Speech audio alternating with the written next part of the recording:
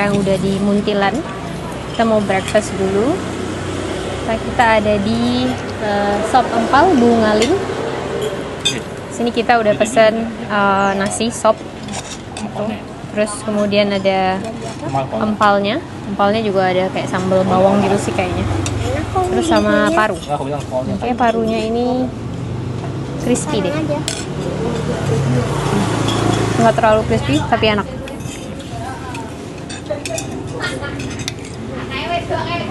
Kita coba dulu ya.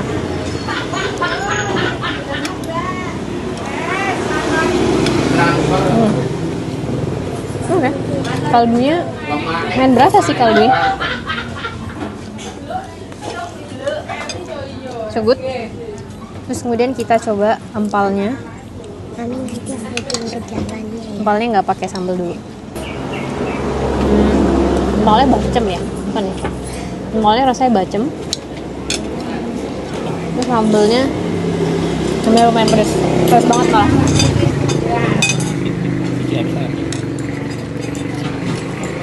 Kita coba nasi, empal, sama parunya. Empal.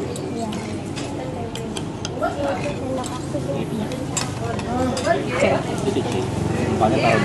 Ada empal, paru, dan sambelnya. Ya.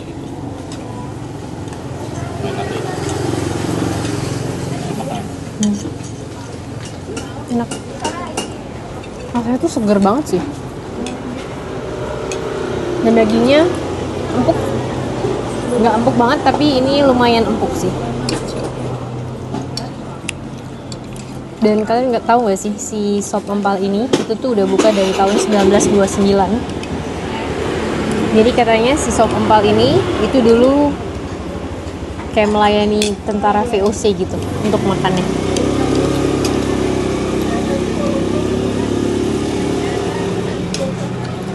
Jadi kalau kalian ke Muntilan, kalian bisa sarapan pakai sop empal ini. Enak.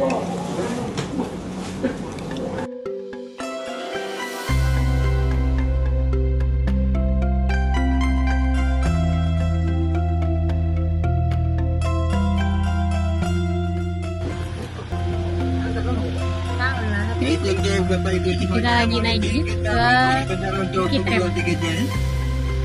Tapi nggak usah turun nanti biar petugas. Kita udah sampai di Bukit Rema. Tadi kita beli tiketnya. Ada tiket masuk dan tiket jeep. Jadi yang tiket jeepnya itu 15.000, itu PP. Terus kemudian untuk masuk ke Bukit Remanya itu, yang bentuk ayam itu, 25.000 per orangnya.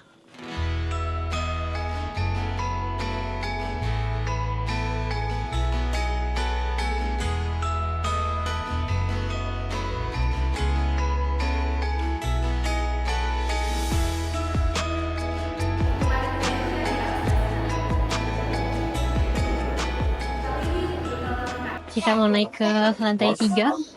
Tadi di lantai 1 ada penjelasannya kayak perjalanannya Bukit Rema, tapi karena nggak boleh direkam, nanti aku ceritain aja. Ini di lantai 3-nya.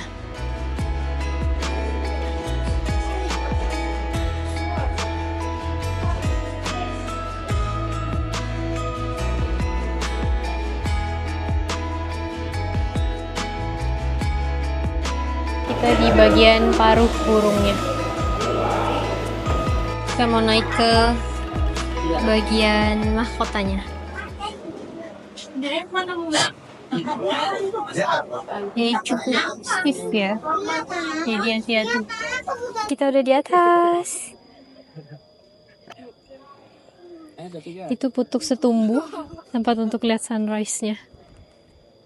Yang di sebelah timur ini barisan gunung, itu ada Merbabu, Merapi, dan juga Gunung Andong.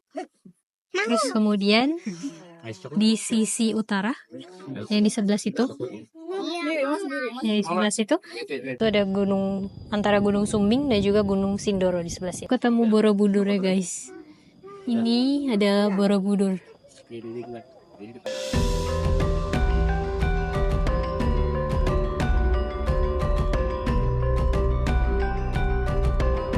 Jadi di sini itu juga bisa nulis wish gitu. Itu ada namanya Wall of Hope.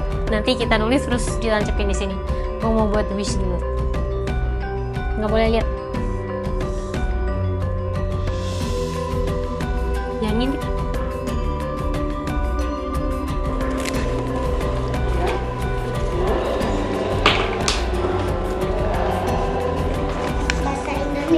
Tadi kita udah keliling sampai ke bagian mahkotanya. Jadi sebenarnya bangunan ini tuh bukan ayam. Dia adalah burung dara yang menggunakan mahkota. Dan ini tuh bukan gereja. Bukit Rema ini kayak untuk tempat berdoa segala umat. Jadi nggak terbatas kamu Kristen, Islam, atau Hindu, Buddha, itu semuanya bisa berdoa di sini. Sejarahnya ini tuh dimulai pada tahun 1992. Pendirinya namanya itu Pak Daniel. Dia tuh awalnya kayak dapat mimpi gitu. Pada tahun 1988 dia itu mimpi kalau misalnya dia itu diminta untuk bikin bukit doa, kayak tempat berdoa gitu di bukit. Dan dia akhirnya kayak ketemu anak kecil gitu waktu dia ke area di sini. Dia merasa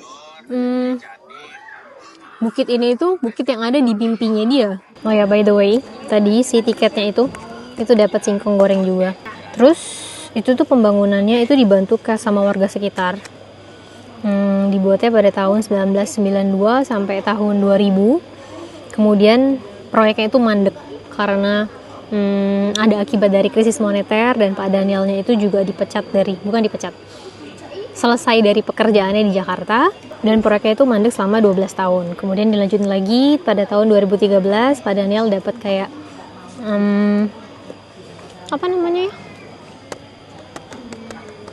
dilanjut proyek itu tahun 2013 karena Pak Daniel itu dapat kayak donatur gitu untuk kelanjutin pembangunan si merpati bermahkota ini gitu. Dan sampai sekarang akhirnya tahun 2013-2014 dibuat syuting untuk film AADC yang kedua, dan dari situlah itu mulai banyak orang datang ke sini. Dan ini view dari restorannya. Jadi di bagian atas itu juga ada restoran. Ini barisan bukit, ada Merapi, Merbabu, dan juga Andong. Kemudian di situ itu adalah mahkotanya.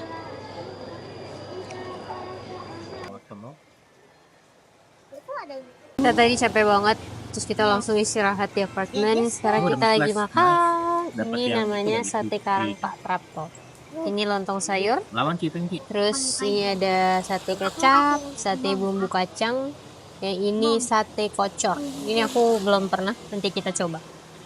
Kan sate, ini sate sapi di Kota Gede. Terus ini tuh ada lontong sayur. Ini tempenya kayak tempe yang udah di kulkas berapa hari gitu. Terus rasa kuahnya itu gurih. Ada rasa santan sama ebinya. Rasanya menurut aku ini pas sih. Oh, terus kalian kalau mau pedas itu ada potongan cabai. Kita cobain potongan cabainya sama lontong sayurnya dulu.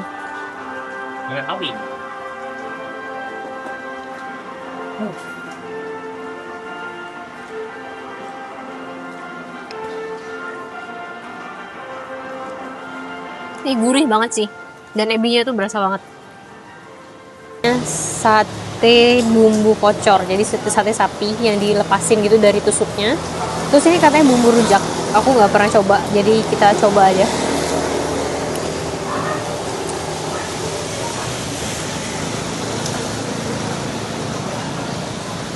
Rasanya tuh kayak ada asam kayak cuka juga kayaknya ya. Untuk dagingnya nggak yang terlalu empuk gitu, bisa kayak sedikit digigit, tapi gampang digigitnya. Ini ada daun jeruk, kecap. Aku nggak tahu ada asamnya dari apa. Aku cobain yang bumbu kacang. Bumbu kacangnya itu bukan kayak sate bumbu kacang yang biasanya ada kecap gitu loh. Tapi bumbu kacangnya itu lebih ke kayak bumbu pecel. Makan.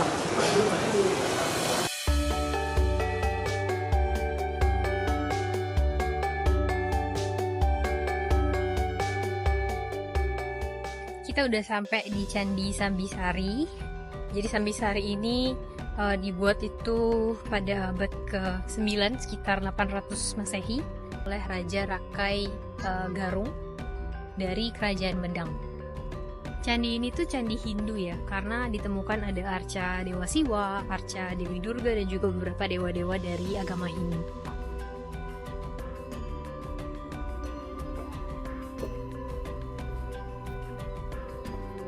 Di dalam candi utamanya itu ada Linggayoni, dan ini lumayan besar sih Linggayoninya. Ini ditemukan pada tahun 1966 oleh petani di area di sini. Terus kemudian oleh arkeolog melakukan ekskavasi sampai pada tahun 1987.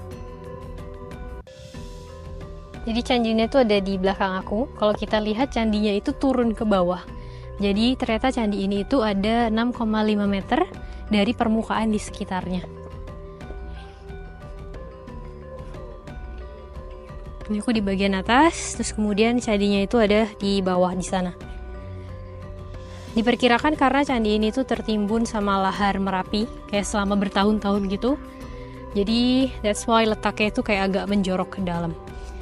Kalau kita lihat dari bagian atas yang sejajar ini, dari jauh itu nggak kelihatan di dalam ini tuh ada candinya.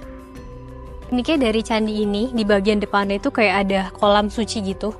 Konon katanya itu digunakan untuk melakukan ritual keagamaan pada saat zaman Kerajaan Medang.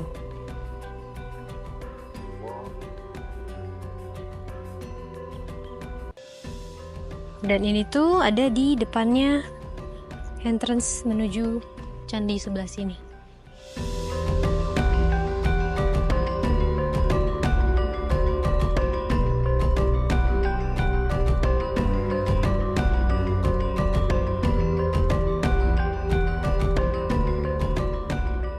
Sekarang kita udah sampai di Candi Plaosan. Jadi di Candi Plaosan itu ada dua, ada Plaosan Lor dan Plaosan Kidul. Ini yang Lor karena yang Kidul itu ditutup, nggak bisa diakses. Di Candi Plaosan ini ada 116 stupa pewara dan juga 50 candi perwara. Yang di bagian luar-luarnya ini, yang kecil-kecil. Tapi beberapa masih belum dibenerin, belum dipugar juga. Beberapa tapi udah jadi. Ini untuk stupa-stupanya. Kemudian candi perwaranya ada di sebelah sini yang masih utuh. Salah satu contoh dari candi perwaranya. Dulu diduga candi perwara ini dibuat untuk para biksu bersemedi dan juga belajar. Karena di Prasasti Plaosan tertulis banyak biksu dari negeri Gurjara atau yang sekarang kita sebut dengan Rajasthan. Itu datang ke sini untuk belajar tentang budi ataupun pengetahuan suci. Jadi Candi Plaosan ini adalah hadiah pernikahan sebenarnya dari Rakai Pikatan untuk istrinya Pramudia Wardani, yang mereka itu berbeda agama. Jadi Pramudia Wardani adalah penganut Buddha, tapi Rakai Pikatan penganut Hindu Shiva. Dan Rakai Pikatan itu buat ini untuk kayak mendapatkan restu dari orang tuanya untuk menikah beda agama. Jadi guys, pernikahan beda agama tuh udah ada dari dulu, dari sejarah zaman dulu. Jadi buat kalian yang mungkin lagi pacaran beda agama, itu bisa guys, bisa. Tapi kalian harus bikin candi dulu. Gila ya, ini tuh kayak persembahan untuk istrinya. Effortnya orang zaman dulu tuh gede banget sih.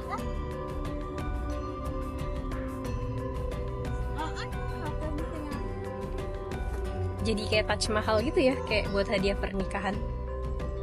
Jadi di Indonesia juga ada Taj Mahal, Candi Plaosan. Karena Candi Plaosan ini dibuat dari perasaan cinta yang mendalam. Jadi itu ada mitos kalau kita kesini tuh sama pasangan, itu hubungan kita itu akan langgeng. Buruan guys, ajak pasangannya kesini biar langgeng.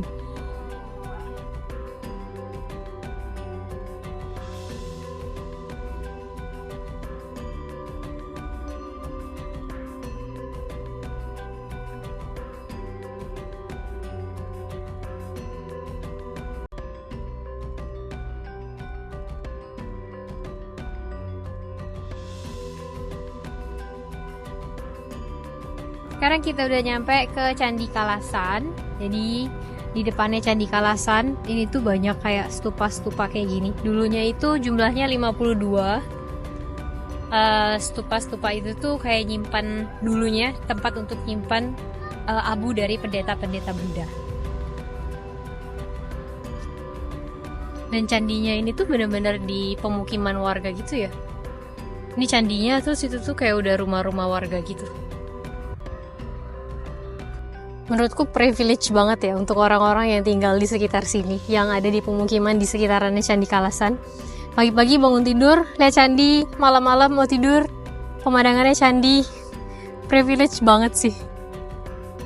Candi Kalasan ini tuh merupakan candi Buddha. Jadi candi ini tuh dibuat pada saat pemerintahan dari Raja Rakai Panangkaran. Tapi sebenarnya Raja Rakai Panangkaran itu beragama Hindu. Jadi candi ini tuh diminta oleh pendeta-pendeta Buddha pada zaman itu untuk dibuatkan candi sebagai tempat pemujaan Dewi Tara.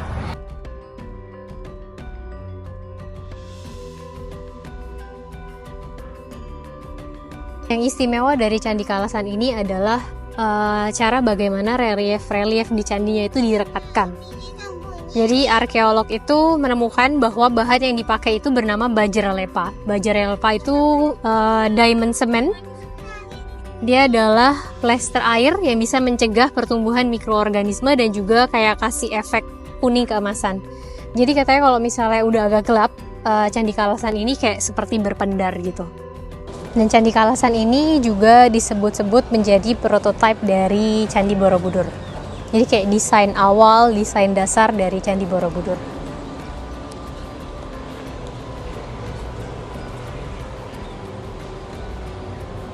Ini karena nggak boleh naik, jadi aku zoom untuk detailsnya.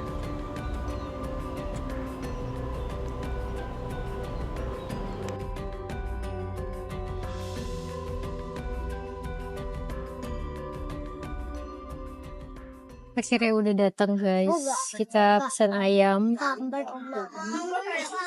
ini sambal kayak sambal bawang,